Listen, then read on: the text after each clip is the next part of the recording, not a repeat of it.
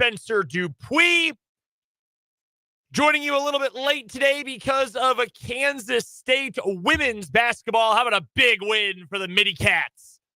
Taking down Fairfield by a score of, what was the final score in this game? 79 85-41. 85-41. Did you know that Fairfield was favored at least at one point this week? According to the K-State broadcast, they said Fairfield was favored this week. I have an extreme. I mean, I trust Brian Smoller and company. I just have a really, really hard time believing that. Like, I know Aoka Lee, we didn't know about her status, but I have a hard time believing that. Let's just put it this way. Fairfield had two different quarters in which it scored under 10 points. Yeah, including the first one. Yeah, went down 21-9. They fought back a little bit mid-second quarter, got it within 7, and then K-State just hit the gas, outscored Fairfield in the second half, 48-16. And Aoka Lee set, I think, the final quarter. Yeah, they didn't need her down the stretch. Had 15 points in 17 minutes or vice versa? Yeah, she was great in this game today. So that was absolutely tremendous for them. We're going to get to another break here in just a few moments because we've got to get to the national and local news. Then we'll get the show started in full right at the top of the 4 o'clock hour.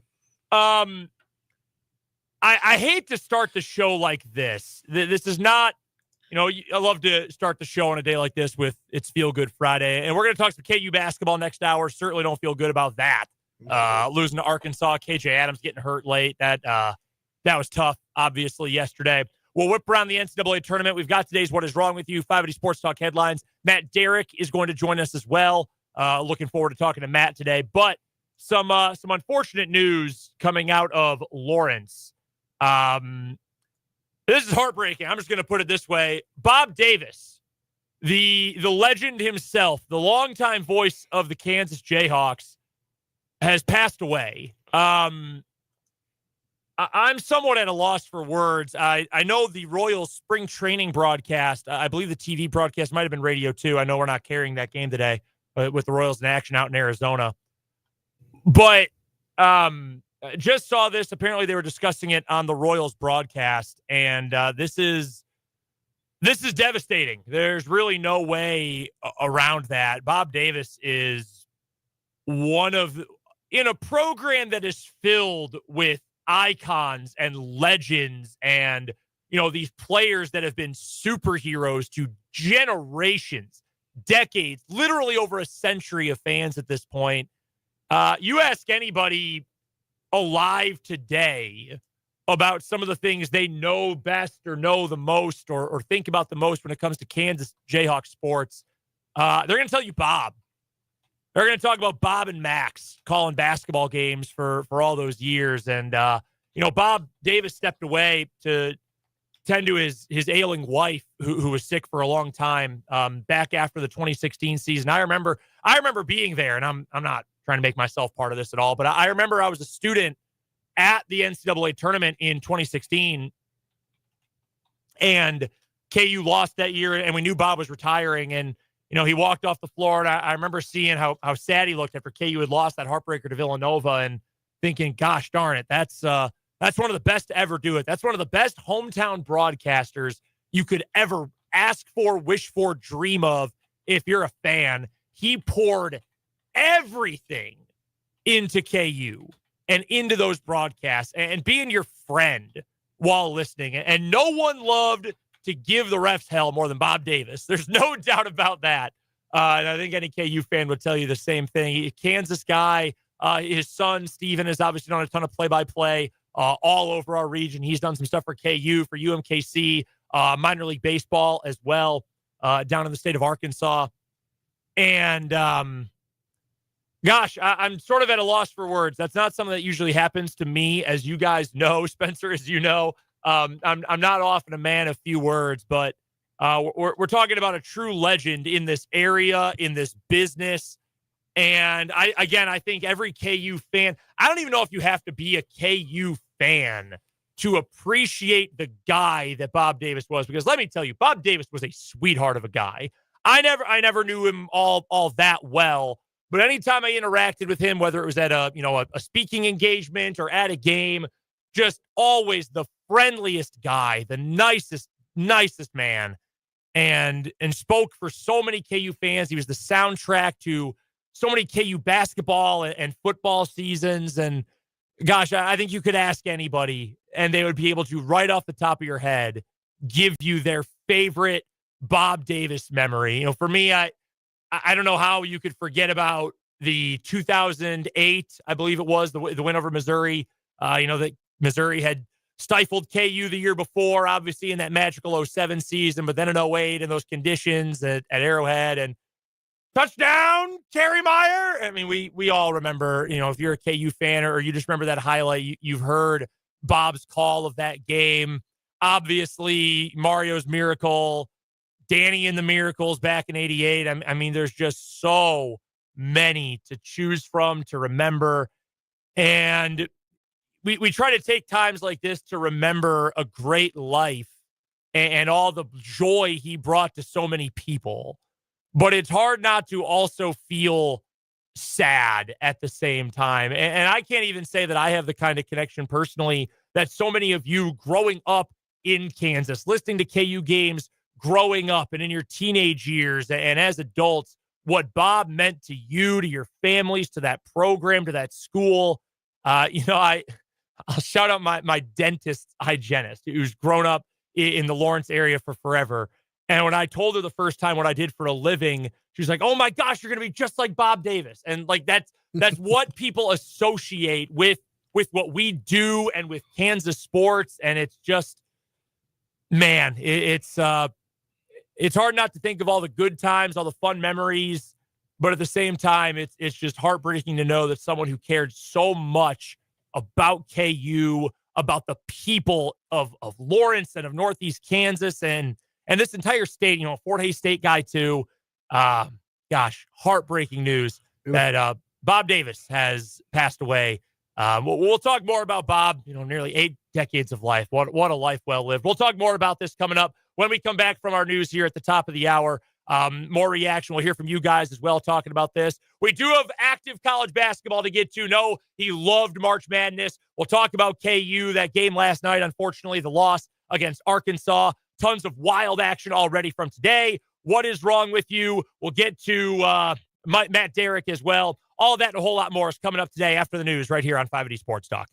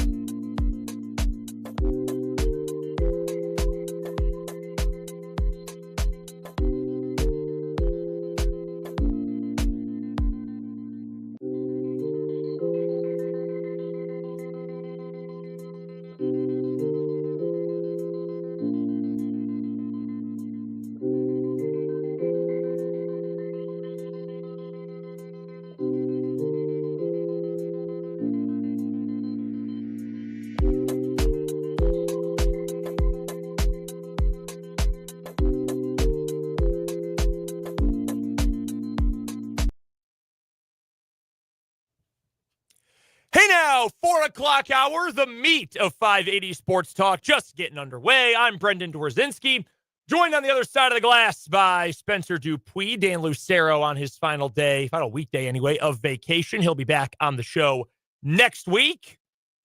We're bringing you 580 Sports Talk today until 5:45. We are off early because we'll be passing things off to Westwood One and their coverage of the men's NCAA Division I tournament.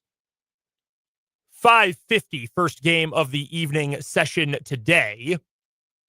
Meanwhile, we joined you late because of K-State women's basketball from the NCAA tournament. K-State with a big win over Fairfield. We had a texter from the 402 who I was wondering why in the world would Fairfield have been favored. They were picked by ESPN's bracketologist to beat K-State. See, I just heard from the broadcast that they were picked to win, and then that K-State came out with a vengeance because of it.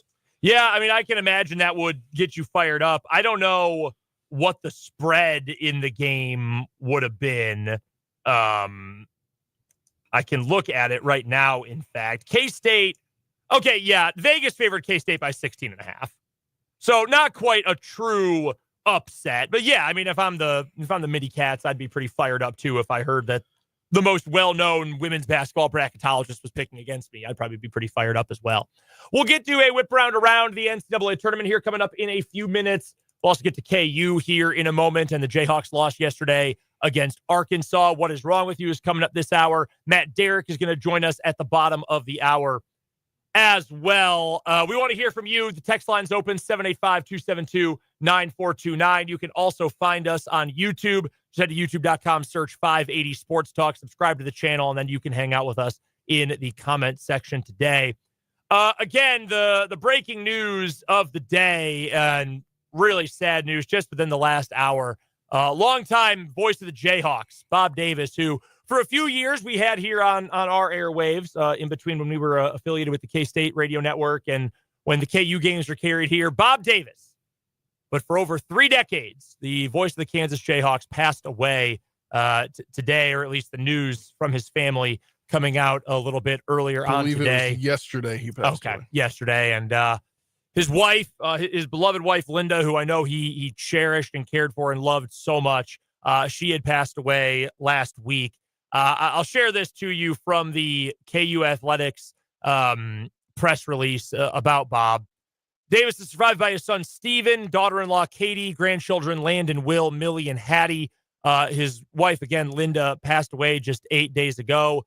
They were married for 53 years. And I'm sorry to, get away from the sports part of this and, the reason we all come here today. But you get to be married to someone for 53 years, love of your life for over 5 decades, over half a century. Man, what a life. What an absolute joy and what an absolute blessing that has got to be. So God bless the Davis family for this. Davis began at KU in 1984, retired in 2016. This from KU Director of Athletics, Travis Goff. Bob Davis is synonymous with Kansas athletics for generations of fans who grew up listening to his calls in some of the most important moments in KU history. Bob's love and passion for the Jayhawks shined through during the broadcast with his beloved radio partners. For more than 3 decades, Bob represented Kansas athletics in exemplary fashion and connected Jayhawk fans everywhere with his famous one-liners and detailed storytelling. We send our deepest love and prayers to his family and will forever be grateful for his service to KU, end of quote. Also, additionally here from KU Athletics, Davis was the voice of the Jayhawks and worked alongside Max Falkenstein starting in 1984. He called 8 KU appearances in the Final Four, 6 bowl games, including the Orange Bowl, and KU fans, we know how much that game means to the KU fan base. He was also on the call, of course, for the 1988 and 2008 men's basketball national championships.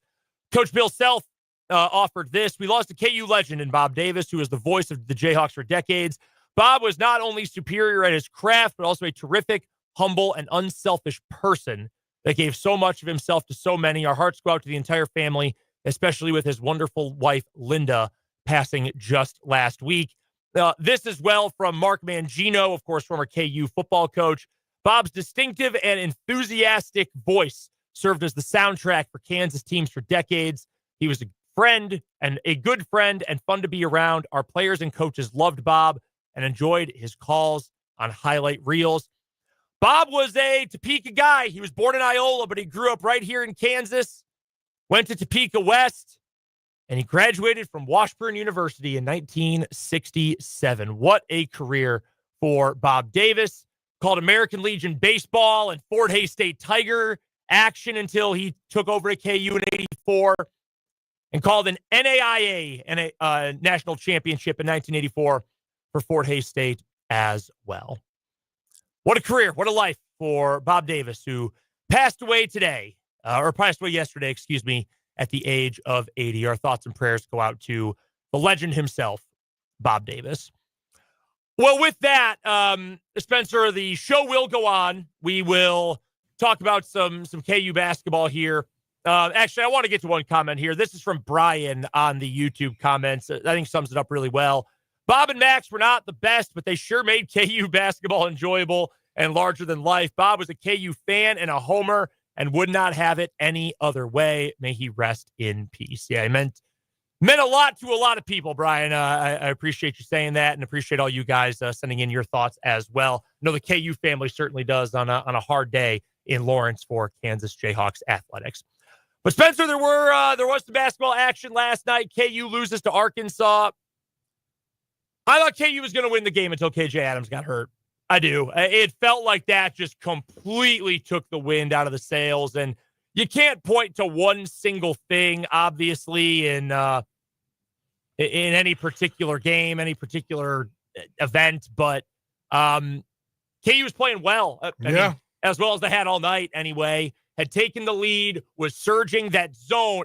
They were shooting the ball really well, too. They picked it up shooting. Zeke had a good game. That zone, John Calipari, dude, he is not very good at this anymore. His team looked so scared facing that zone. But then up by 3, KJ gets hurt. Hunter Dickinson has a total mental meltdown. And, man, it just... I honestly, and I was telling people this after the game, I feel worse for KJ Adams than I do for KU losing. I knew KU wasn't going to get past this weekend anyway. I hoped the Jayhawks would win yesterday. I thought they were on track to do it before. I mean, Hunter threw some bad passes, obviously. The whole team just fell to pieces after the injury. I feel terrible for KJ Adams because it sounds pretty serious for him. Bill Self after the game pretty much indicated this is going to cost him next season as well, wherever his pro career would have taken him overseas. And it just was everything at the end of the game in those final few minutes that you cannot have if you are KU. The sloppiness, the mental mistakes, all the things that have plagued KU all year, all just came to a head in those final few moments. And that's why they lost. They lost because of the reason they've lost all season long, pretty much. And it's those mental mistakes, the inconsistencies. And to a degree, KU got what it deserved. But by the same token, I genuinely believe KU at least is playing on Saturday if KJ stays healthy. But that's sports sometimes, man. It doesn't always end the way you think it should or the way the guys deserve. Yeah, no. And I kind of felt like the whole team, it just felt like everything was deflated for KU after you saw KJ go down. And I knew personally, I was like, I think that's it. It was all like, to me, I just didn't think they could play after that. And look, like Hunter Dickinson did not have a good game. I don't even know what his final stat line ended up being, but so many missed shots at the rim, the bad pass late. Yeah, that horrible pass. I have to guess he thought Zeke was going to bounce out and come back. And they just miscommunicated. But you can't do that, though. No, I mean, you've got to be so careful. Hold on to the ball at that point if you don't know he's going back. Yeah. And look, I know people are taking their shots at Dickinson right now, and I get it. But also, how many times this year was he all that KU had to offer offensively? I'm not going to put it all on him. Juwan Harris played badly. Juwan Harris has unfortunately had a bad, 2+ months at this point. It sucks, but it is what it is, right? Like, even without the injury and then meltdown late, if I were to tell you KU made too many mistakes at the end of a game and lost by a couple of possessions to a team filled with athletes, would you have been at all surprised, like, without any of the other context of the game? No, like, that's just what it is. That's what this season has been, or what, was for Kansas. It's over now. And Self said after the game, the things we've been saying all year long, KU's got to be better in the transfer portal, has to be smarter about their evaluations, about who they're bringing in, and prioritize fit as opposed to certain other things. And not really a surprise who he's talking about there. I know Michael Swain and Eric Bossy over 24/7 Sports have put together their list of guys who are back, guys who are probably leaving, who's graduating, all that. I don't expect AJ Storr to be back. I'm not sure about Rylan Griffin. I'm kind of pessimistic, although I'd like to have him back. But this team needs a reset. And, I don't want to do the look ahead thing too quickly because I'm super excited about Darren Peterson, just like I know everybody is, and what he can be next year for KU. That's obviously someone who all of Bill Self's best teams have dynamic ball-dominant guards. Frank Mason, Devon Dotson, Remy Martin, and DeJuan was good for the national championship run and the year after as well, but not the same kind of playmaker. Doesn't really create for himself, obviously. So a guy like Darren Peterson being on the ball is going to be huge for KU next year. You put some playmakers around him. That KU team next season can be pretty special, being led by Bucket Jones. But it doesn't really take away from the disappointment. Somehow, Spencer, even though I kept saying I have low expectations, I don't expect to get past the first round or first weekend, I still found a way to get disappointed because I thought they were going to win the game. Yeah, and then you add on the fact that KJ goes down with a few minutes left. That doesn't help anything. God, of all the guys. Yeah. And I would never root or ask for anybody to get hurt because I'm not a freak. I'm not a pervert. But God, all the crap that he has had to deal with. And is he a great player? No. He's useful, but he's limited. He can jump really high. He can dunk. He's a really good defender. He's an energy guy. He's also loyal. And that's the thing that killed me this season about all the crap he had to take, all the flack he had to deal with. That dude tried so hard.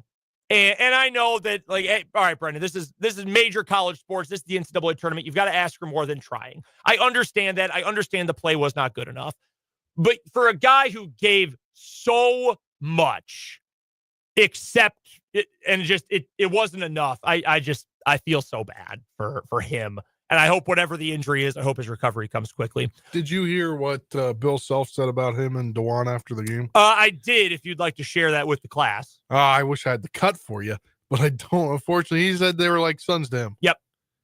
And that they've been through so much together, and that it sucks, especially for KJ, to see him end the way that it ended and having to lose potentially another year of his playing career post-college because of it. Yeah, just really sad. This from Brian on YouTube. For KU basketball, anyone on the roster except Badunga is gone. Clean house. So Diggy Quake's going to stay. Well, okay. So in terms of literally and what I think a lot of fans want, I think a lot of fans would agree with Brian. They don't want anyone back except Flory. Diggy Quake, I actively want him to come back. Again, I know limited player. He's really small, but second year and transfers often have a more successful second year than first. Not always, but sometimes. I would like him back. This team is going to need veterans next year, and I'd like to have a couple of guys who have some experience returning. It sounds like he's probably coming back. I would like to see him coming back. I actually am intrigued by Elmarco Jackson back and healthy. I am interested in seeing him back coming next year and not having to play point guard. I think that is going to help, or being in a different role anyway than he was last season. Jamari McDowell will be back. He redshirted this year. I, again, would like to see Rylan Griffin back, but I also would not be heartbroken if he left. It's kind of a clunky fit, obviously. And then Darren Peterson, Bryson Tiller, same as Calderon. What about AJ Storr? He's a junior. I have a feeling. I do not have reporting. I have a feeling that he's going to enter the portal again. I would imagine his exit interview will take about 3 minutes. Yeah. And it will be 3 minutes of just shooting the breeze, and then he's going to walk out and transfer. That good for him that he had some good moments yesterday and in that one tournament game of the Big 12 tournament. And I do not need to see more of the AJ Storr experience. I'm good with that. But it will be a very new look team. And that's why I want at least a couple of these guys back around, Diggy Coit being one of them, just to have a little bit of consistency year to year, because it's hard to rebuild. Even if it's with a bunch of young guys, it's hard to rebuild year after year. So a tough one from KU yesterday. Let's get to some of the action going on right now. 3 games happening as we speak. St. Mary's leading Vanderbilt 50-47. That game is 5 minutes left in the ball game.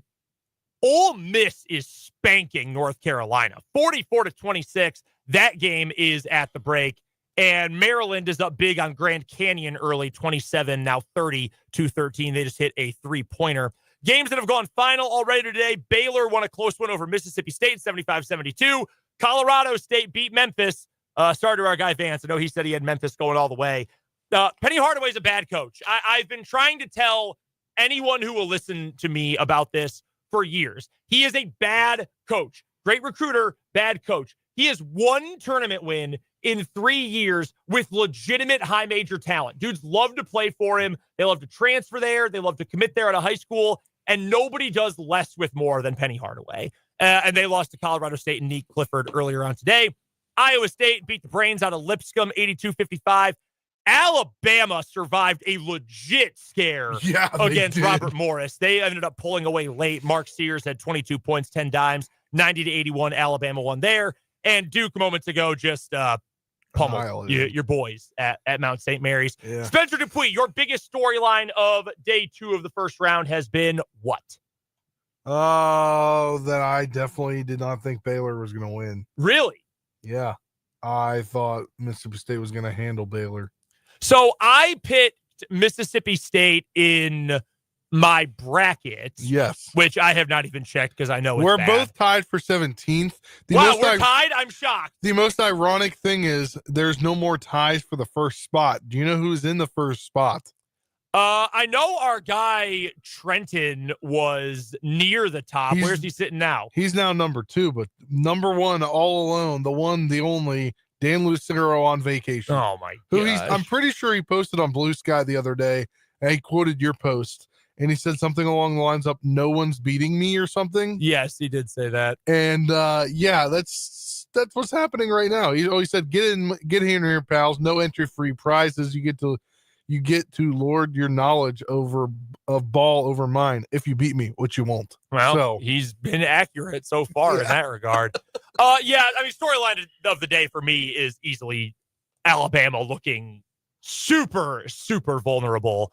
They're going to get the winner of St. Mary's versus Vanderbilt. Again, that's a really good game going on right now. I picked Bama to beat St. Mary's, but St. Mary's defense is legit. They lead by 3 right now with just over 4 minutes to go in their ball game against Vanderbilt. We'll keep you updated on scores throughout the rest of the day. We have to get to a commercial break right now, though. When we come back, we've got our final What Is Wrong With You of the Week on 580 Sports Talk.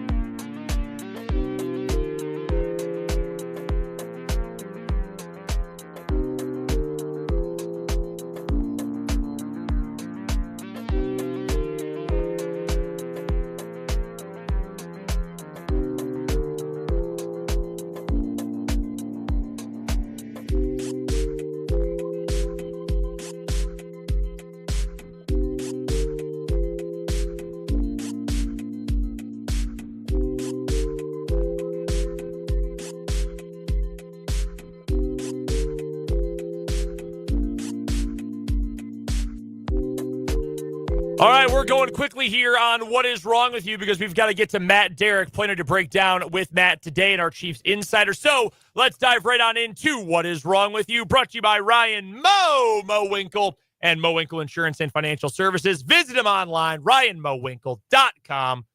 Hope we took the day off to watch some of this tournament action because I wish I had, to be honest with you. All right, let's get to the story. Spencer, you're up first for today. Let's go to Florida, our favorite place on earth, except for this is spring break Florida. Uh-oh. This is young people in college. Uh-oh. A spring break beach brawl ended with an 18-year-old combatant under arrest for allegedly biting off the ear of his opponent, police allege. Mike Tyson.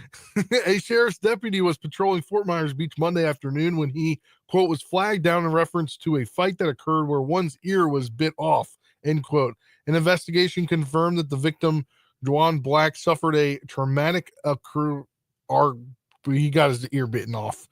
And he had to have amputation during a brawl with Jack Turner, 18. Black was transmitted to a local hospital for treatment.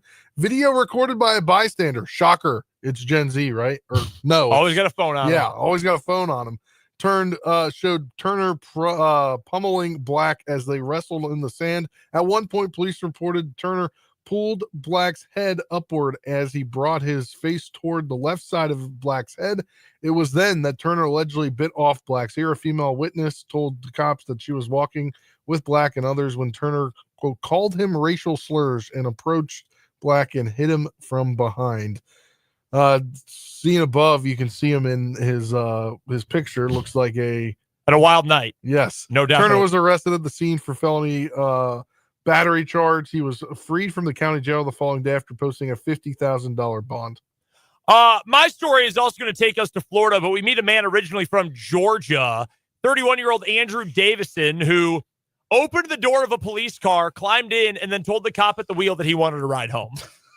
Around 10 o'clock this past Friday, Davison allegedly entered the vehicle and shut the door while there was a human being, Officer Kirsten Thomas, in the conveyance. It was stationed on a street in St. Petersburg, Florida, with the emergency lights flashing. The defendant stated that he wanted a ride home, including to a complaint. Davison lives in Statesboro, Georgia, about 55 miles from Savannah. Police do not know what he was doing in St. Petersburg. However, Officer Thomas did note that the man showed an indication of alcohol influence. He was bonded out of jail after posting $500 bond. He has pled not guilty. The charge against him, trespassing into an occupied structure. All right, Spencer, who you got? Oh, I don't know. I feel like...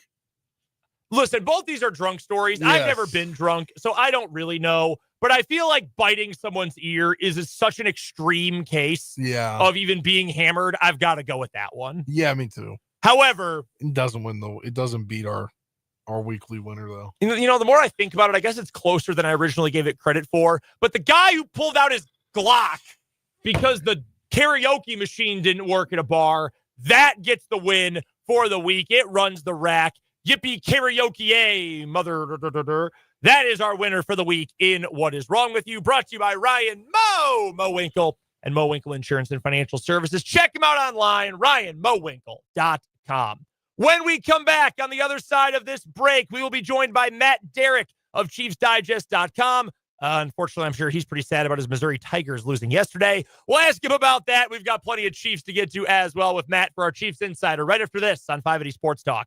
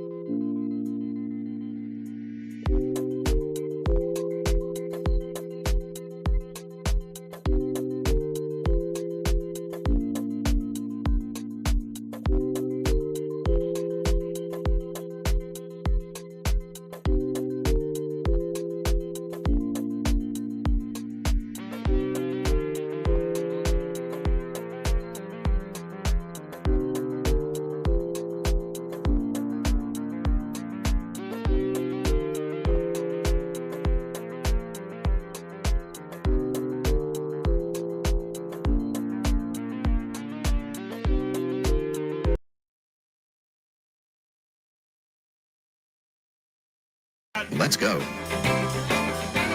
Joining us now on the Fleming Place Wine and Spirits hotline is the great Matt Derrick of ChiefsDigest.com. It's our Chiefs insider here on 580 Sports Talk. Matt usually joins us in the 3 o'clock hour on Fridays, but due to K-State women's hoops earlier today and their win over Fairfield, Matt's joining us a little bit later than normal. Matt, before we get to the Chiefs, I will open up the floor to you if you would like to share anything, to vent anything after the unceremonious end of the season for your Missouri Tigers. And I'm not here to make fun or joke or anything, because my team also got their butts kicked on Thursday night. Yeah, pretty rough, for the Kansas City area, because it pretty much feels like, except for Drake, which I think is kind of a Kansas City team since they got like 9 Kansas City kids on the squad. Tournament's pretty much over. I mean, Missouri and Kansas both going out in the first round hurts. But you know what? You take that pour of shots and you put that kind of effort and that kind of coaching into a game against a team like Drake, who was, they were not an 11 seed. They shouldn't have been an 11 seed. Yep. Tournament hates the Missouri Valley Conference. I could go on about that forever, but it is what it is. So I guess we're all just moving on to next year. Hey, you and I were talking about this before we went on the air. D2 basketball still going. Our local team still alive in that one, so we can focus our energy on Evansville this coming week. On a serious note here, Matt, before we get into the actual Chiefs action from this week, and it has been a busy week, I wanted to ask if you'd like to share a word or two about Dan Israel, the longtime producer of the Chiefs radio network, who I had only ever known in a professional context and just chatting over emails or phone calls, getting things ready to go on our end for sharing the Chiefs games. But Dan unfortunately passed away earlier this week, such an integral part of Chiefs radio and of the Chiefs organization. And I know you got to know him a little bit over the years as well. Yeah, in kind of the same way. I mean, I kind of just really only knew Dan in a professional setting, but, just you getting to know him a little bit over the last 10 years and seeing him at work. I mean, first of all, the guy was a legend at what he did. I mean, he'd been with the Chiefs radio network since 1989. He was so well respected around the NFL and within the Chiefs organization. I mean, to be able to stick with the radio network at a job like that through different GMs and coaches and 2 different members of the family as owners. I mean, Dan was a staple, and he was just so good at what he did. But what amazed me was just that, and I was talking with a colleague about this yesterday, as a big of a deal as he was, and as good as he was at his job, you never got that from him. He was always so down to earth and had so much time for you. I know a few years ago when Art Haynes was going into the Missouri Sports Hall of Fame, he talked with me about that for a story about Art. And that was just the kind of guy that Dan was. And, with all of the battles against cancer over the last 10 years that he'd been battling, you never saw it. You never saw it on his face and his body. I mean, he just always had a smile on his face and got through it and fought through it. And it should be a real inspiration. I mean, in so many ways, because Dan led the life that everybody should. You treat everybody the right way. You do your hardest. You do your best. And I wish he got more years at it, but he was definitely one of the people that you feel for the most.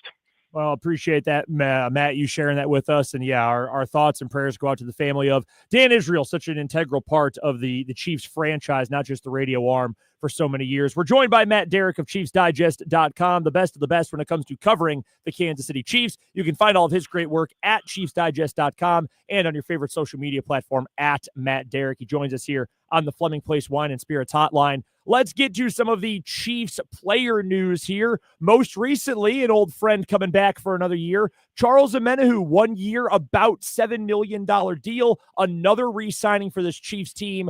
I've got a lot of thoughts about the big picture approach to this offseason, but I have to imagine, Matt, this is a pretty smart move because it's A, cost effective, but B, why not address a big need with a guy who already knows this team so well? Yeah, I mean, if you really looked at the 2 deep roster on this team, and that's one of the things that Brett Veach pays so much attention to before the draft, is just, feeling like that you're set at your 2 deep roster, that you don't feel like you have to reach anywhere, and especially for a starter or a key backup.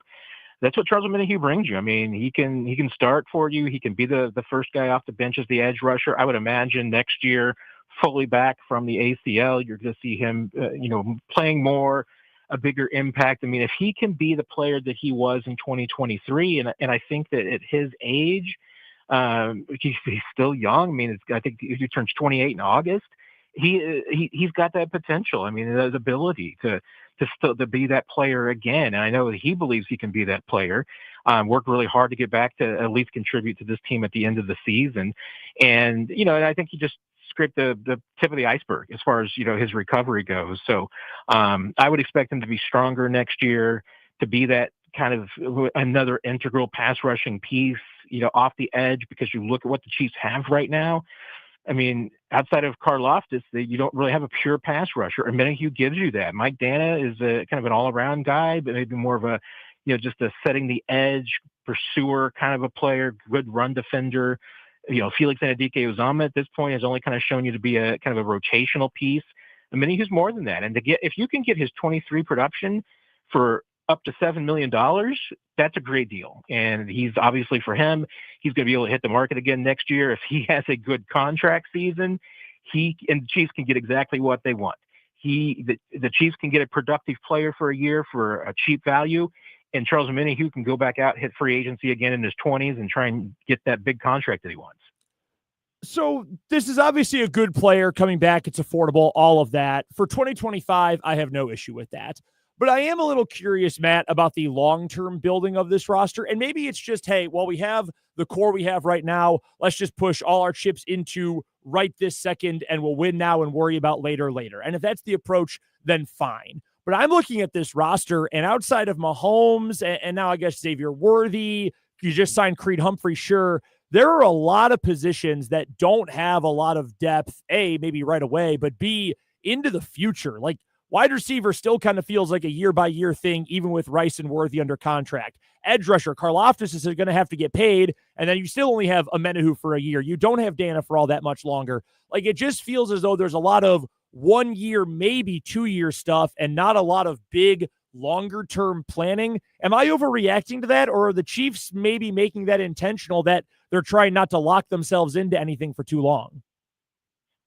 Yeah, I don't think you're seeing too much into it at all. I mean, there is a little bit of that, and some of it is absolutely, born of the fact that you've got a handful of superstars that you're paying on this team, and as a result, there's a lot of positions, even some starting positions, but key backup positions that are going to be filled by your draft picks, and when they hit free agency, you're probably going to let most of them go.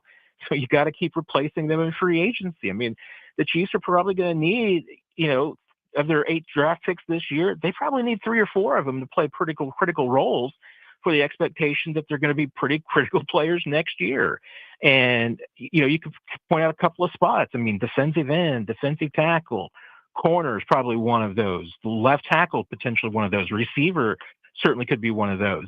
I mean, there's a few spots, and that's where you also have to make decisions about your long-term future too. And that's why I say that, a couple of your decisions that you make now and probably within the next 12 months with George Karlaftis and Trent McDuffie are pretty critical, because I think that, hey, the Chiefs are in on 25. They want to keep as many resources as they can, because, hey, the window is still open. I mean, the window's going to be open for a while, but you need to make a decision, because at some point, you can't let everybody just get to free agency or get to that point where you got with L'Jarius Sneed, where then you're just trading him off for a 3rd-round pick if you can't get a long-term deal done.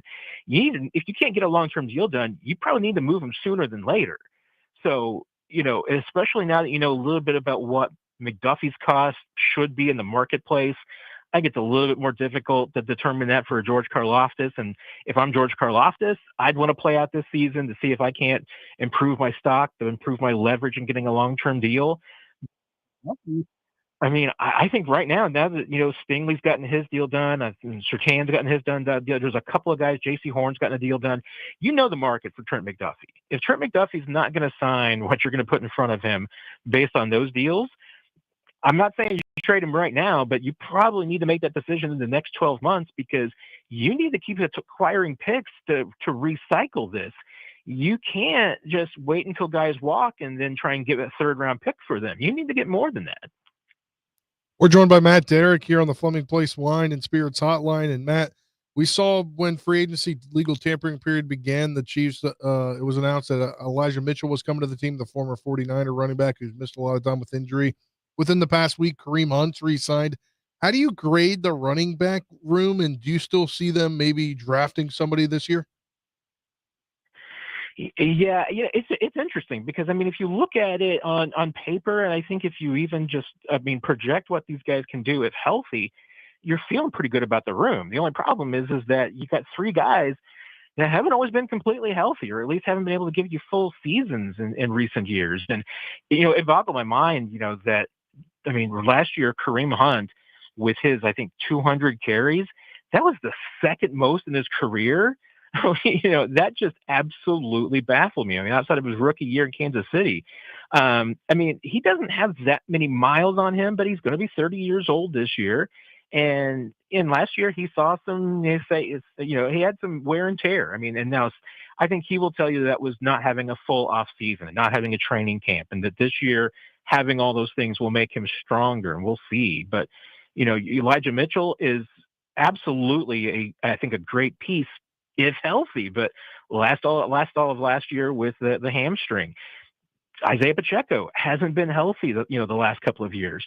And then when you look at this year's running back class, not taking a running back almost just seems like a dereliction of duty, because it just seems like there's running backs all over the place, and there's going to be good ones, maybe even available on day 3 and late in the draft.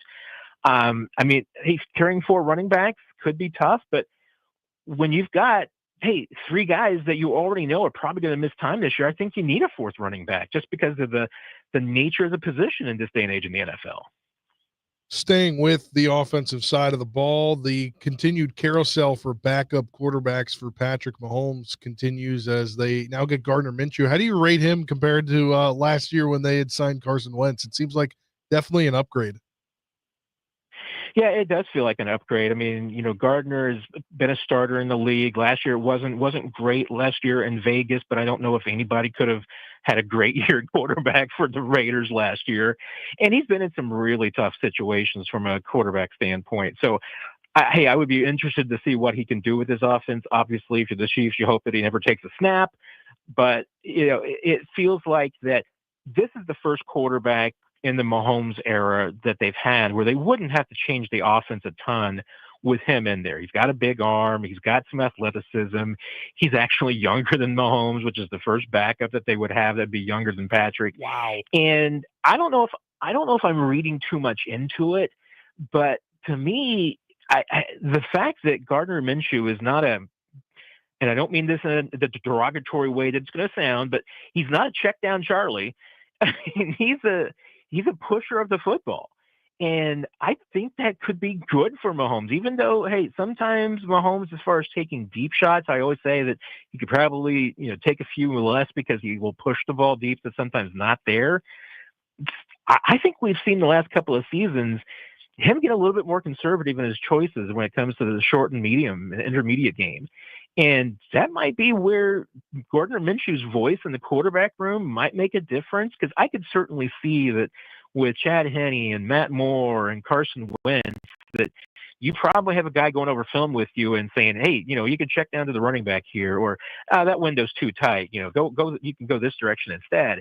And Gardner Minshew is probably going to be like, window's great. 3 inches? Yeah, you can get that ball in there. Come on, man.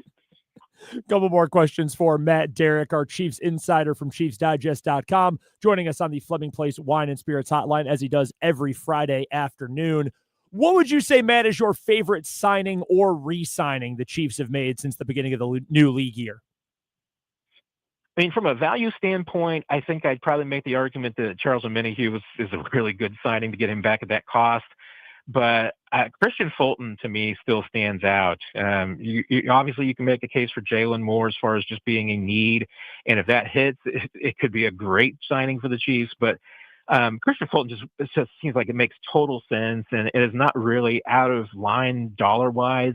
That's a pretty midstream free agent signing at that corner position. And that was really telling yesterday when he told us that, the message that he really got from Dave Merritt and Steve Spagnuolo is that they think they can help him continue to grow and get more out of him. And that's one of the reasons why he came to Kansas City. He should fit this scheme perfectly. He's an aggressive, physical corner. a really good run defender, does all of those things that Spags and Dave Merritt want their corners to do. I think you'd pencil him as the number 2 corner right now. And if that means that Jalen Watson's your number 3 corner, that's a deep room.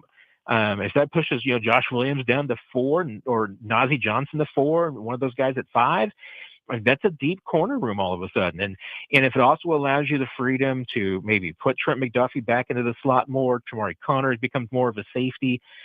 I think that signing, that addition could shore up 2 separate groups at the same time. I think it makes your cornerback room stronger, but if it makes Tamari Connor into more of a safety than just a pure nickel back, I think that makes your safety group stronger too.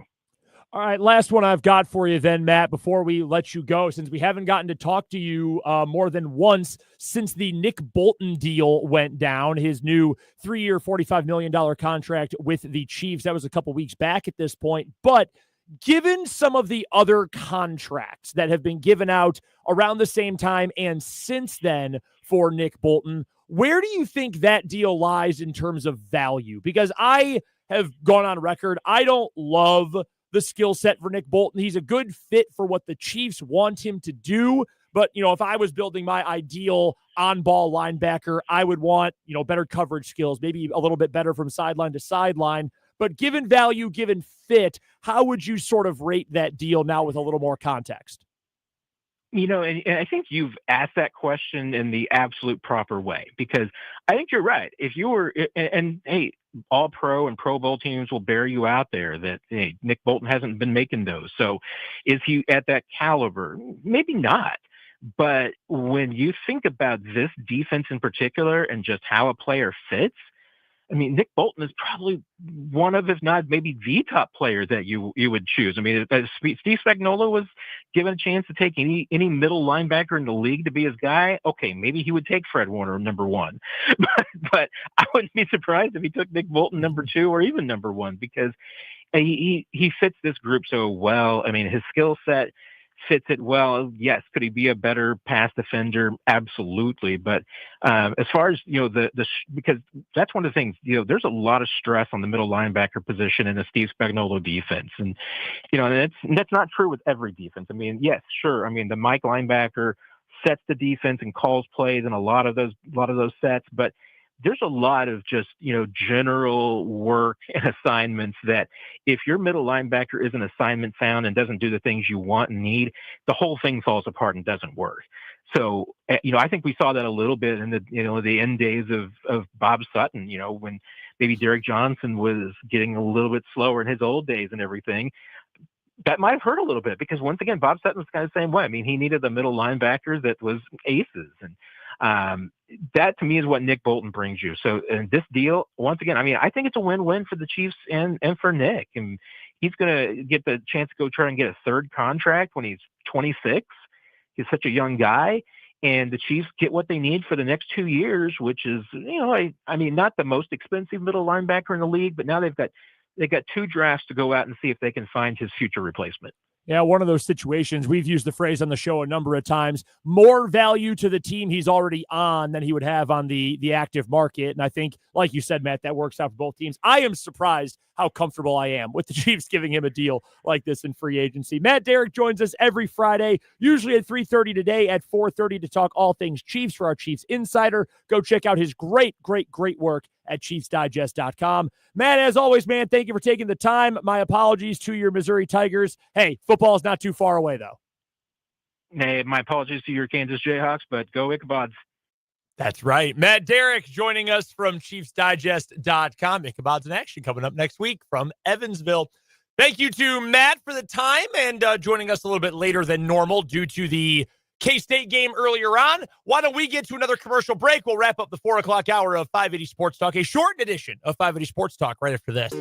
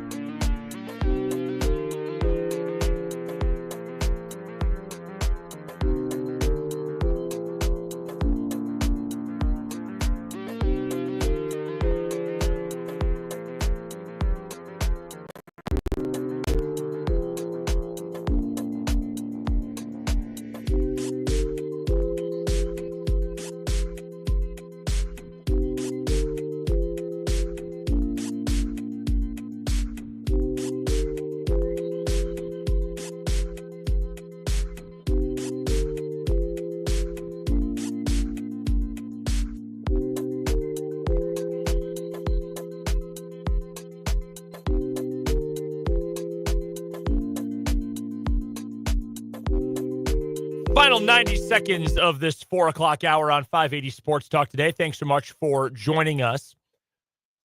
We're going to go upwards of 2 weeks. I don't know if it'll be 2 full weeks, but upwards of 2 weeks without the whole crew in studio. Dan will be back on Monday after his vacation. I will be on the road starting on Monday because I am headed to Evansville, Indiana for the Division II Elite Eight. Washburn in action. First game Tuesday. Hope you're ready for a late one. 8:30 tip from the Ford Center in Evansville. Oh, that's late. Yeah, final game of the day in Evansville. Washburn versus Lenore-Rhine on Tuesday. If the Ichabods win, they will take on probably number 1 seeded Nova Southeastern from Florida coming up on Thursday night. But I'll be there for all those games. You'll be able to listen to them on Country 106.9. I will still be on Sports Talk from Parts Unknown, a.k.a. Evansville. If I'm driving home Wednesday, I will not be on the show Wednesday. But if as long as I'm in Evansville, I will be on the show. So I won't be going too far from your eardrums, but I just will be physically apart from the studio for a couple of days coming up next week. You'll be able to, of course, to listen to all of the Washburn games from the Elite Eight over on our sister station, Country 106.9. Today, you'll be able to listen here on 580 WIBW to coverage from Westwood 1 of the NCAA men's basketball tournament. That's coming up starting at 5:45. First, though, we've got headlines, a whip around the action, and a few more thoughts on KU. All coming up in the final 45 of 580 Sports Talk.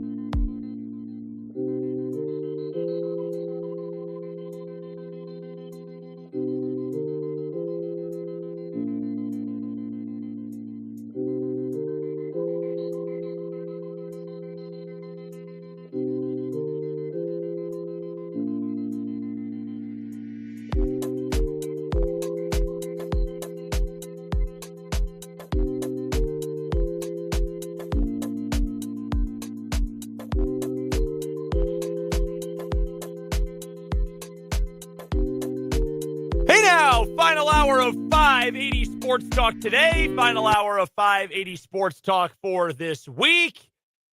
And it's not even a full hour that we've got for you. In fact, we've got about 36 more minutes for you here on 580 Sports Talk today. We're getting out early to send things over to Westwood One for their coverage of the NCAA men's basketball tournament. Games going on right now. We'll touch on here in a few minutes. We'll whip around the coverage as the first session of the day starts to wrap up. We got a good one going on in Milwaukee, however. 6th seed Ole Miss was up big on North Carolina, but UNC has cut it down to a 4-point game with about 2:15 to go. Ole Miss went nearly 6 minutes without scoring at one point to allow North Carolina to get back into this game. I am in a tough spot here. I hate North Carolina basketball. Hate them. Absolutely despise North Carolina basketball. Have since I was 10 years old. So I don't want them to win. But Chris Beard is a dirtbag. Yeah, anytime Chris Beard loses, it's a win for America. I agree with that. I'm right there with you. Yeah. So I'm at a crossroads here. Do I root for, or do I root against the team I've hated for 2 decades now? Or do I root against a truly bad guy who's the head coach of the other team? I don't know what to do. Maybe we can just deem that they both lose and have whoever they play go on. Who will they play? Who is their 6th seed? Or I'm sorry, their 3 seed, I believe that would be. I don't know. I haven't checked the bracket as of yet. That's Iowa State. Yeah, I don't really want Iowa State to just get passed through either. God, this is the Team Meteor bracket. Yeah. Ole Miss just missed a free throw, 5-point game, North Carolina ball. We'll get you updated on that. I can't give you full play-by-play, or the NCAA will come to my house and repossess everything I own. So we're not going to do that, but we'll update you on all that and all the other games from around America coming up a little bit later on. Did you see this cool thing that's happening with McNeese State's manager? Yeah, he got an NIL deal. Yeah, he went viral because he's like their hype man. Yeah. He comes out of the locker room with one of those big vintage looking speakers, and they just the boombox. Yeah, the boombox. I guess that's what it's called. Yeah. And he was on ESPN the other day. He's been all over the place, and Topps just announced they've signed him to an NIL deal. The card company. Like we were talking about, the fat guy on the team, the really short guy on the team, the manager with glasses who dances and plays music. Yeah, that guy is going to be remembered. Amir Khan going to be on that March Hall of Fame list from Kyle Hamilton. There's no way this guy is not making One Shining Moment. Oh, yeah. There will be at least one clip of him on One Shining Moment, depending on how far they go. Do you like One Shining Moment? Are you a fan? Yeah, I love it. There are some people who don't. I never understood. Like, how do you get mad about One Shining Moment? Just turn it off. I will never understand stuff like that. Do they do One Shining Moment for all of the NCAA tournaments if they're on video, since they're on video, or is it just D1 men's? Yeah, as far as I know, it's just D1 men's basketball. They should do it for all of them. I mean, I'd be cool with that. I would love to see some Washburn hype in a One Shining Moment at the end of the D2 tournament. I'd be all about that. Now North Carolina's RJ Davis just got hurt with 69 seconds to go in the game. Not nice. Again, we'll update you on that and the other action from around the tournament coming up a little bit later on today. We've got our headlines as well. We'll get you a final word before we pass you off to Westwood One today. But Spencer, why don't we get to today's 580 Sports Talk headlines? And we will start with the National Football League, originally reported by Jerry Dulac from, the Pittsburgh Post-Gazette. He's covered the Pittsburgh Steelers for a long time. But he reported today, and it has since been confirmed by every other NFL reporter, that Aaron Rodgers made a 6-hour visit to the Pittsburgh Steelers earlier today, spending time in their facility, meeting with head coach Mike Tomlin, meeting with offensive coordinator Arthur Smith as well. According to Brooke Pryor of ESPN, the visit was described as a positive. There was no deal put into place, but the two sides will remain in touch. This always made so much more sense than any other potential location for Aaron Rodgers this year. The Giants should not do it. It didn't make any sense for the Vikings. Why? And maybe I just spend too much of my time paying attention to minutia for the NFL. And in my free time, I like to listen to NFL podcasts and stuff like that. It has been very clear from the minute the Vikings season ended that J.J. McCarthy is their starter going forward. I don't even know why rumors started about Rodgers going to the Vikings, unless it was just him and his agent trying to stir something up. Minnesota was always going to roll with J.J. McCarthy. There was no potential other outcome. That's it. Kevin O'Connell said goodbye to Sam Darnold in a post-game press conference after a playoff game. He was like, yes, we enjoyed our time with Sam. We're looking forward to the offseason with JJ. There was never any other outcome. Yeah. I mean, I know why people were saying this, because there was people comparing Rodgers to Brett Favre. Well, yes. They're like, wouldn't it be funny if? And then all of a sudden, that got steam and it got everywhere, and then people started saying it, and then it became a rumor. It was just crazy that actual reporters were trying to claim that was going to happen. No, that was never going to end up happening. It's bizarre to me. I think Pittsburgh, if Rodgers wants to keep playing, I think Pittsburgh makes a lot of sense. I would probably prefer Rodgers to Russell Wilson at this point. I mean, both are old. Both are not nearly what they were at their peak. Now, at their peak, it would be insulting to put Russell Wilson in the same category as Aaron Rodgers, to be blunt with you. But I understand why at this point you're either going to run the Aaron Rodgers offense or you're going to run the Russell Wilson offense, depending on which of those two guys you bring in, because they're just going to run their own stuff at this point in their respective careers. I would probably, if I was Pittsburgh, be content with Rodgers. They've got a good offensive line. They've got a couple of weapons. I have heard on some of those aforementioned NFL podcasts I listen to and in just stuff I've read from around the league that it's no guarantee George Pickens makes it to week 1 in Pittsburgh, that they might look to move him, which on one hand I get because he's a lunatic. On the other hand, I thought the whole point was to pair two guys together and have multiple weapons after they really have not had enough wide receivers for years. Although DK Metcalf is also just a better version of George Pickens, frankly, with even less baggage, which is important. But I think this makes sense for both parties. I think Pittsburgh can win 11-ish games if Rodgers is their quarterback coming up this season. It'd be the best quarterback play they've gotten in quite a while. So no deal before he left the building would be concerning to me, but I do think eventually they will get this done. I would like to opine very quickly about Rodgers, and I'm not defending the guy because it's very obvious at this point he's a tool. Let's just call a spade a spade. He has made an ass of himself at every turn for about 3 years now. So I'm not trying to come and defend this guy because he doesn't need to be defended. He's got all sorts of money and influence and accolades. I don't need to defend the guy. I'm not one of those Packers fans or owners who is like clamoring, oh, bring him home. No, I don't need that. But there has also been so much of he just wants to be in the spotlight. He's going to drag this out. I mean, Aaron Rodgers hasn't taken any more visits or done anything more notable at this point than a bunch of other dudes who are better players at this point who are dragging this out. You don't think Stephon Diggs is dragging this out? Keenan Allen hasn't signed. Von Miller hasn't signed. Brandon Sheriff could go help a team today. Brandon Sheriff could probably go to a half a dozen team or maybe a full dozen teams in the NFL right now, walk into their starting lineup at guard. We haven't heard anything like that. Yeah, Rodgers is annoying. Russell Wilson is still unsigned. Yeah. You want to talk about ego? Yeah, Russell Wilson in that category as well. And I'm not trying to say either that like someone should kowtow to everything Aaron Rodgers wants, because they shouldn't. Because again, he's been a tool for 3 years or longer now. I'm just saying that I think he gets so much attention for not being all that interesting. And I say that as someone, he's still probably my favorite athlete of all time because of all the things he did while he was in Green Bay. But, he's not super fascinating as a guy, and yet he gets all this attention. Is part of that his own doing and his own creation? Yes, obviously. But you can just ignore it, and it suddenly won't be all over in your face anymore. That's all it comes down to me. No one is talking about Brandon Sheriff trying to go somewhere. And yes, linemen are different than quarterbacks. Brandon Sheriff's also a better player.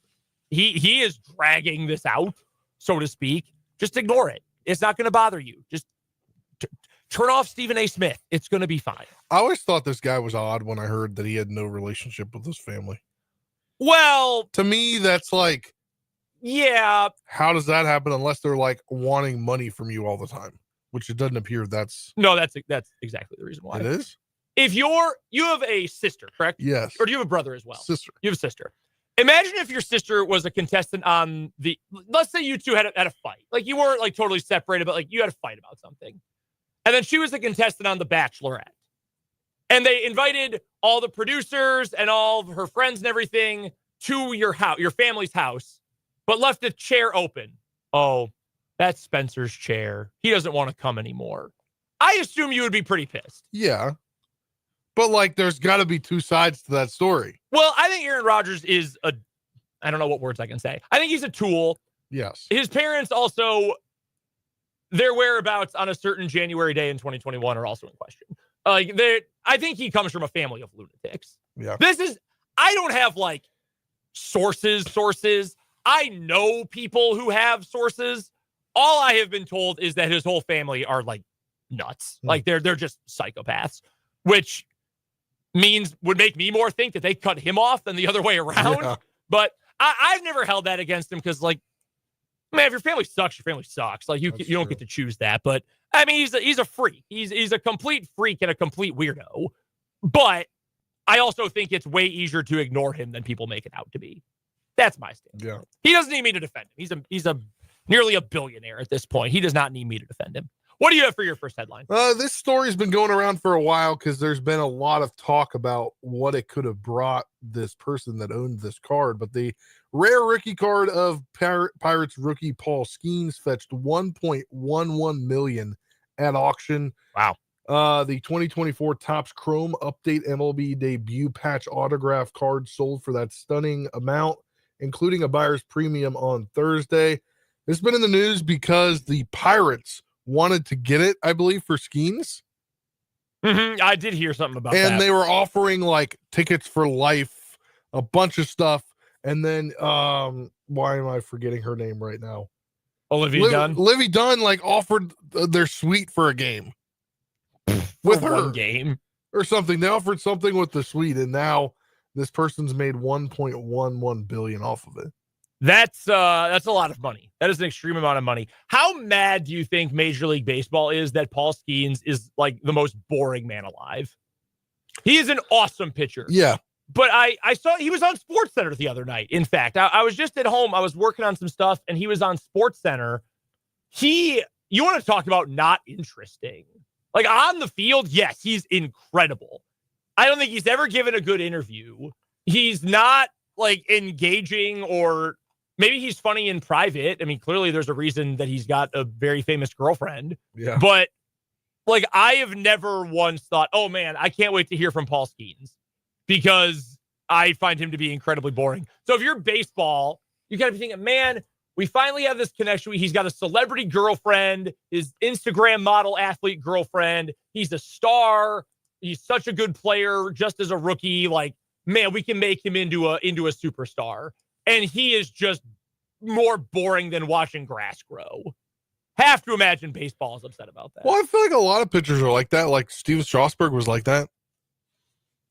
Yeah, but Steven Strasburg also never quite hit the like 1.1 billion for a baseball card level of fame. I mean, yeah.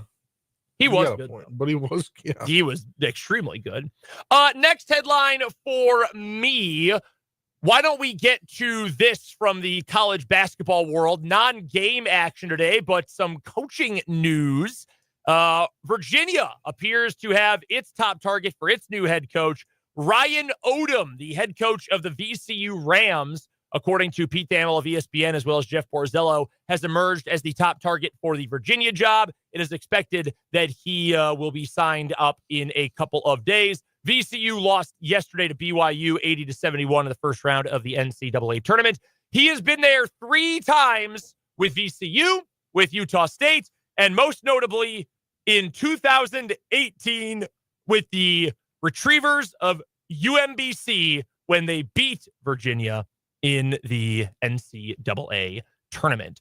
Also from coaching news today, Chris Collins, the head coach of Northwestern, is expected to sign a long-term contract to remain in Evanston and stay with Northwestern. He is, without question, the best coach that Northwestern basketball has ever had. That is a sad sack program historically in terms of basketball. And Chris Collins has made them more relevant than they have literally ever been before. He has been their head coach now and I've got to do some back of the napkin math here to make sure I know. I believe it's 11 seasons. He's taken them to the tournament 3 different times. He's won a game all 3 times. Do you know how many tournament appearances they had made, Spencer, before their first under Chris Collins in 2017? None. Never. Yeah, I was going to say, don't remember. They had never been to the NCAA tournament before Chris Collins showed up, and their first year of basketball was, oh, God, I couldn't even tell you when their first year was. 1904. And they had never been to the tournament until 2017 under Collins. 13 years. He was a candidate for the Villanova job, which is why this came to be. So that's your college basketball coaching carousel news today. Any other headlines for you? I don't see anything sticking out. Well, with that, we will just bring up one more time the big headline that broke a little bit earlier on today. This was initially reported actually on the Royals broadcast from spring training today down in Arizona, but it has since been confirmed by the University of Kansas and Kansas Athletics that Bob Davis, the voice of the Jayhawks for 32 years, has passed away at the age of 80 today. His beloved wife, Linda, passed away just last week after she was dealing with Parkinson's for several years, survived by their son, Stephen, and his family. Of course, if you're a KU fan, I'm sure you've heard Stephen Davis's broadcast. Also, great guy. Got to talk to him a little bit when Washburn played KU earlier this year. And Bob Davis was just such a sweet, kind guy. Meant so much to so many KU fans, passing away yesterday at the age of 80. He will be missed. There's absolutely no doubt about that. So prayers and condolences to the family of one of the greatest hometown broadcasters to ever do it, the great Bob Davis. We will use that to segue into a commercial break. When we come back, we will look around the NCAA tournament. One of the close games in this first window just went final. We'll tell you which one after this on 580 Sports Talk.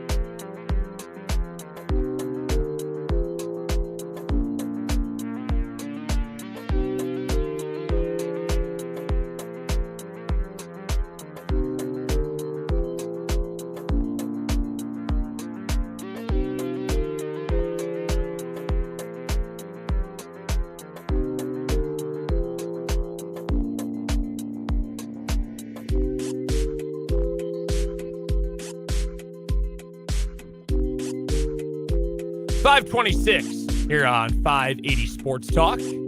I'm Brendan. That's Spencer. Thanks for hanging out with us today and hanging out with us throughout the week. We will have Dan Lucero back in studio coming up non-Monday following his vacation. Coming up tonight, starting at 5:45, we've got coverage of the NCAA tournament from Westwood 1. So we're out here at 5:45. The first game of the second session will tip off at 5:50. I believe it is number 1 seed Florida versus Norfolk State in the West region that goes first. It sounds like we had some technical difficulties with our broadcasting last night. We should have that all figured out, or it got kicked a little bit early, but that should be figured out, hopefully, coming up for tonight's coverage. Should go through 9 o'clock. We'll double check, but that shouldn't be a problem with our broadcast tonight. Your other games coming up in the evening slate. We'll just run through them real quick. Troy takes on Kentucky. For gamblers out there, I was hearing that a lot of folks like the over in that game. I hate betting totals. I do not like totals one bit. No, sir. Do not like them, especially in college basketball. But Kentucky versus Troy, would expect a high scoring game there, one way or the other. Marquette will take on New Mexico. I picked the upset there. I picked New Mexico to beat Marquette as the 10 over the 7. Did you have that one as well? No. All right. Good. Finally, a pick that we didn't make. Wait. Say that again. Sorry, New Mexico over Marquette. I think I picked Marquette. Okay, good. I think. Sorry, I was distracted by something on the computer screen that I wasn't. Well, all of a sudden, everyone's PTO showed up in our calendar after it never had for like a while. Oh, yes, that is out of nowhere for sure. Yes. Other games going on tonight. Akron takes on Arizona. That's an Akron team that can fill it up as well. Oklahoma versus UConn in a 9 versus 8. That game is just before 8:30. Xavier versus Illinois. I think that's a fascinating game. Bryant will take on Michigan State. Shout out to the America East Conference. And Liberty will play Oregon in the final tip-off of the day. That game will be out west, but part of the East Regional. Other games that have gone final already. One of them that we were keeping tabs on just wrapped up. North Carolina loses to Ole Miss 71-64. Tar Heels made quite a comeback after they were down big, but they ran out of gas in the final moments. Ole Miss hit a couple of big threes, so North Carolina is eliminated. Ole Miss moves on and will play Iowa State on Sunday in Milwaukee. Iowa State won earlier today. Had absolutely no problem with Lipscomb. I put a shekel down on this game. I had Lipscomb to cover. The advanced metrics liked Lipscomb to cover the spread. Both Bart Torvik and my guy Boydetology, they both had Lipscomb losing by about 12-13. Spread was 14.5. I thought, wow, great value. You win some, you lose some. Iowa State ended up winning by 27. Other games from earlier today, you said you were surprised that Baylor beat Mississippi State. Yeah. What surprised you about that one? I just thought Mississippi State had the power. And also, why did it take me until the NCAA tournament to figure out that former KU commit, Riley Kugel, was that Mississippi State this year? I don't know why it took you that long. I don't know either. I heard his name and I was like, oh yeah, that guy that was supposed to come to KU. Yeah. And didn't have the academics to get in or something. Yeah. I don't remember what it was. I don't know if it was a grades problem. I think it was a transfer credits problem. But my wife works in higher ed. I could probably, or used to work in higher ed. I could probably just ask her this question. But I've always wondered why, especially big public schools, don't make it easier to transfer from one to the other. Yeah. I guess to try to force you to stay. I don't know. I don't understand why that would be a problem, but it is what it is. It's only becoming more difficult as well in the transfer era. We've heard that, hey, don't just up and leave willy-nilly because it's going to be hard to graduate and you're not going to be able to go to every school that you want to go to if you're behind academically, but, so be it. So Baylor beats Mississippi State. That was a pretty close game, 75-72. Bears won that one. VJ Edgecombe had what was almost the dunk of the year, jumped from just inside the free throw line and threw it down, except it bounced off the back of the rim and ricocheted all the way into the backcourt. It was almost really cool. Instead, it was just kind of funny. Colorado State beat Memphis.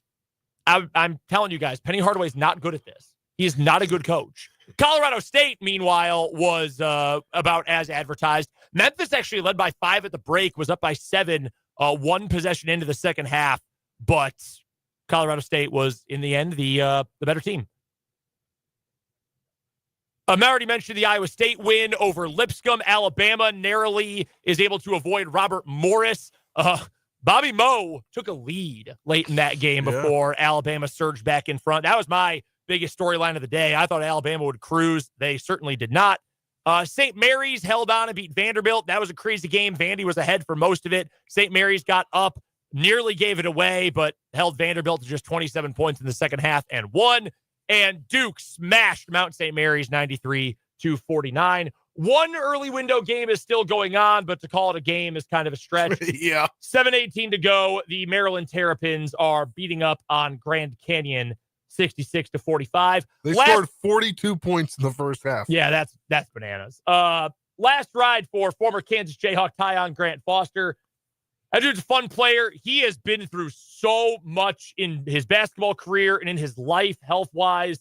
The guy nearly died a couple years ago. So great to see him. He's on his fourth school, but including the JUCO ranks, but very happy for him that he has gotten to go to the NCAA tournament 2 years in a row, but it looks like his time with the Grand Canyon Lopes is coming to a close. They now trail by 23 points with 6:45 to go. All right, Spencer, we ran through those games from a few minutes ago that are coming up later on in the day today. Which is the most interesting? Let's start with that. What is the most interesting game in the second session today in your mind? Ooh, I think it's got to be the 8-9 matchup, Oklahoma-UConn. We just saw an 8-9 game where Baylor was the 9th seed and won. We did. Yeah, narrowly. You call it an upset. Technically, it's an upset. Yeah. But, I think that was a good seed. Like, those two teams playing was a great game. UConn, according to ESPN bets, favored by 5.5 in this one. And I think it could be a lot closer. Obviously, Oklahoma, first year in the SEC this year, trying to get used to that kind of play, but they're going to have to go up against a UConn team, the defending national champions, back-to-back national champions, right? Yes. Yeah. 2 in a row. 2 in a row. So I think it's going to be a tough one. But even though the 9th seed could roll. I believe that line moved, if I remember correctly. I'm going to go check. Our friends over at Prairie Band Sportsbook up in Mayetta, they've got the line currently at 6. Wow. I think it opened smaller than that. And I can confirm over at covers.com, it was as low as a 5-point spread just a couple of days ago. And I think that this has changed even since it opened. If I remember correctly, it opened at 4.5. So it has moved heavily toward UConn. I'm taking UConn in this game. I think they cover it. Oklahoma's good enough to get to the tournament. I don't think they're better than UConn, though, even if UConn has not been quite the team we expected them to be so far this year. That one is definitely interesting. I'm right there with you, Spencer. I would also say, I picked New Mexico to beat Marquette. I know you're on the other side of that, but New Mexico is good. No doubt good. And what Richard Pitino has done there is very, very impressive. They are nowhere close to the same team away from home that they are when they get to play at home at the Pit. That's going to make things challenging. Marquette, I think it's fair to say, is a total disappointment, given, again, some of the hype that they had at the very start of the season. I think they were certainly ranked top 10 in the preseason. They ended the year losing 3 of their last 4. Now, granted, those 3 losses, by 6 to UConn on the road, by 2 to St. John's, beat Xavier, and then lost again to St. John's, although they got spanked in the loss to St. John's that ended their run through the Big East tournament. 79-63 was the final score in that game. I don't trust Marquette. I certainly do not trust Shaka Smart. I don't know that I trust New Mexico away from home, but I'm going to go with New Mexico in that one. The spread, for those interested in such things, this is pretty small, just a 4-point spread favoring Marquette in that one. So I am going to go with the candy, and I'm going to pick New Mexico. All right, let's run down the line here. We're gonna play a little game before we get out of here. I'm going to give you the matchup. You're going to give me a percentage chance that the double-digit seed pulls the upset, okay? So we're just going to go down the line. Okay. First game in the second session. 16 seed Norfolk State taking on number 1 seed Florida. 5%. That's 5 percentage points higher than I would say 0%. Yeah. I was going to say 0. Did you hear me? I was like, I know. I heard this. Yeah, I'm giving 0%. Norfolk State can score. They had actually very impressive season. HBCUs almost always get 16 seeds, though. Florida's really good. I don't think they'll have any problem with Norfolk State. Troy versus Kentucky. I'm going to give this one 15%. I was going to go 22. Troy can score. Yeah, they can. And Kentucky doesn't like to play defense. No. I think the Wildcats are going to outscore Troy. I don't think they're going to have any issues scoring in this game. But against another team that can really fill it up, it can be hard to slow them down. So I'm going to give 15% to Troy. Yeah. Marquette is the 7. New Mexico is the 10. I already picked this one. I'm going to give New Mexico 55%. I'll give them 45%. Okay, just on opposite sides. Akron versus Arizona. Here's I would say this is my third most likely double-digit upset in the second window. Third most likely. Wow. We'll get to the second most likely here in a minute. Obviously, I've got New Mexico at the top. I think Akron's good. Akron wants to run. I think Arizona can be susceptible to teams that can really fill it up at times. Arizona doesn't shoot the ball especially well. I'll give Akron a 35% chance. I'm going to give Akron a 25% chance. Okay. I mean, it's the MAC. It's not a good basketball conference, but I'll say they have at least a little bit of a chance here. The other one, Bryant's not going to be Michigan State. Won't waste our time with that. Liberty versus Oregon. Liberty versus Oregon. I'm going to go low on this one. I'm going to give it 10%. Y'all give it 10%. All right, last one. This is the one I think is the second most likely upset. Xavier probably didn't deserve to be in the field. They were a play-in team in the first 4. I'm giving them a 45% chance to beat Illinois. Wow. Illinois' good is one of the 10 best teams in the country. Illinois' bad is absolutely get bumped in the first round. I've watched a lot of Illinois basketball. I've seen a lot of the good. I've certainly seen a lot of the bad. We have to get to one final timeout. We'll come back, wrap up this week of 580 Sports Talk with the final word.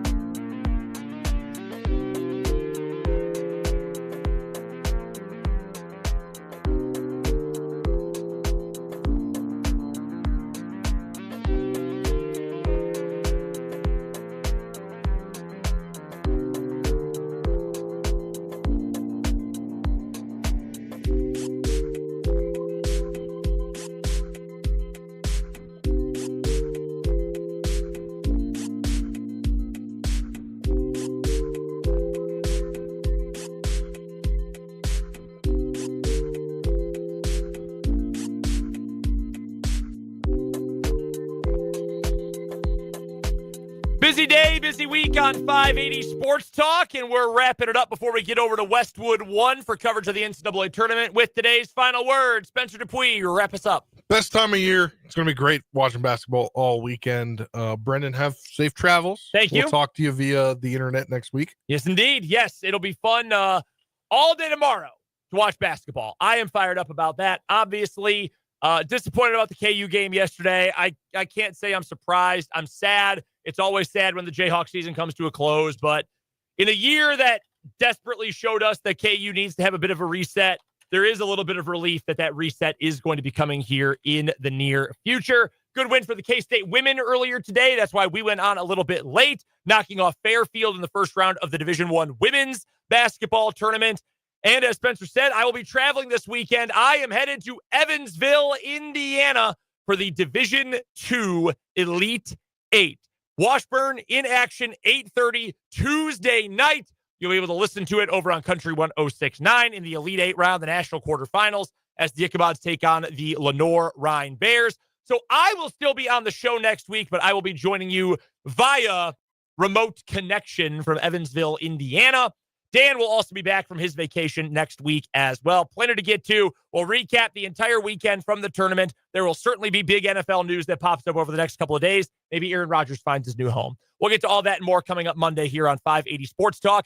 Do not forget, if you missed any part of the show today or any other day, you can go find it on Spotify. That's right on your phone. It's in your pocket everywhere, on the desktop app, whatever. Just open up Spotify, search 580 Sports Talk. There you can find the podcast broken down hour by hour every single day on the go, wherever you are. You can also, of course, find it on the 580WIBW.com website.